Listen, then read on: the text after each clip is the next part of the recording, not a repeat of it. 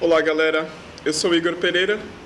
Como vocês sabem, francês é uma das línguas que eu falo. Dessa vez eu fiz um vídeo para vocês em francês com algumas informações muito legais. Espero que vocês se divirtam. Segue o vídeo. Salut à tout le monde, c'est Igor. Aujourd'hui je vais faire un entretien avec une amie à moi. Elle est française et habite à São Paulo. Et elle va nous dire qu'est-ce qu'elle pense sur le Brésil. Et premièrement, je dois vous dire que ça c'est son opinion.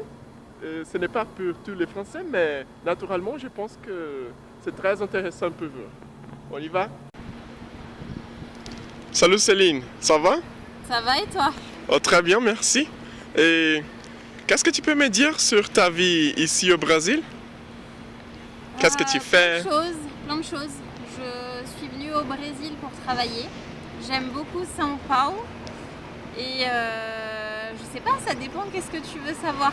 Alors, qu'est-ce que tu penses sur les Brésiliens, la nourriture, le pays? Je pense que c'est un pays qui est très intéressant. Pourquoi? Parce que culturellement, il y a plein de choses à voir et à faire, à São Paulo particulièrement. J'aime beaucoup la chaleur humaine qu'il y a dans les rapports entre les gens. Le climat aussi, parce qu'il fait quand même un petit peu plus chaud qu'en France. Et j'aime beaucoup la diversité qu'il y a d'un point de vue naturel, les voyages que tu peux faire, les choses à découvrir. Et au niveau de la nourriture, les fruits. Parce que j'ai découvert beaucoup de fruits que je connaissais pas du tout. Donc voilà. Ok. Tu as vu quelques différences énormes entre Brésil et France? C'est une question difficile. Pardon. Non, mais il n'y a pas de problème. Est-ce qu'il y a des différences, des grosses différences? Peut-être dans le rapport entre les gens, en fait. Le rapport humain. J'ai le sentiment que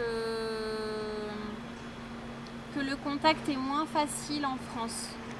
Alors qu'ici, tu vas pouvoir très facilement échanger avec des gens, même que tu connais pas.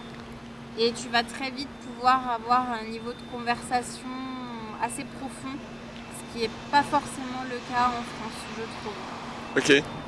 Quelles sont les autres choses que tu aimes bien à São Paulo ou au Brésil? Ma paçoca.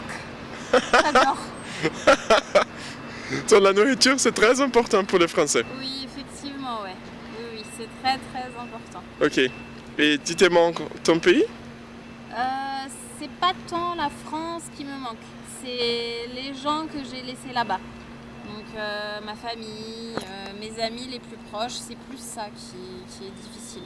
Et tu visites tes amis suivants? Non, là ça fait un peu plus d'un an que j'y suis pas allée. Mais ça va, je le vis bien, ça va. Tu peux parler avec tes amis par Skype? Oui, bah c'est ça qui facilite les choses en fait, c'est qu'avec tous les outils de communication qui sont disponibles aujourd'hui, j'arrive à garder contact avec eux très très régulièrement. Donc c'est loin des yeux, mais jamais loin du cœur. Et une fois, tu m'as dit une comparaison entre le pays de premier monde avec le troisième. Ah, oui.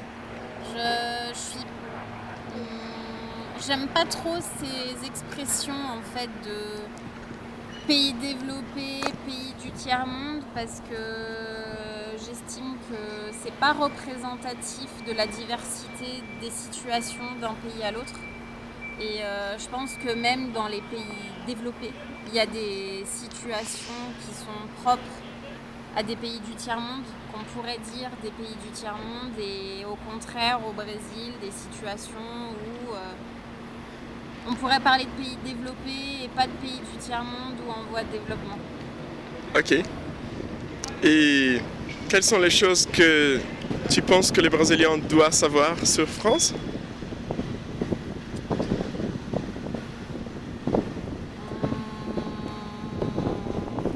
Que la France ne se limite pas juste à Paris. C'est très important.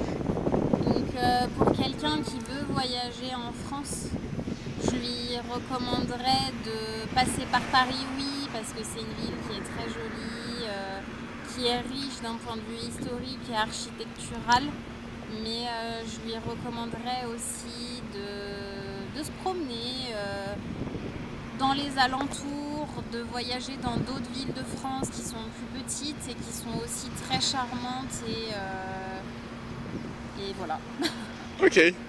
Je pense que ça c'est suffisant. Ok, Merci beaucoup, Céline. bye bye.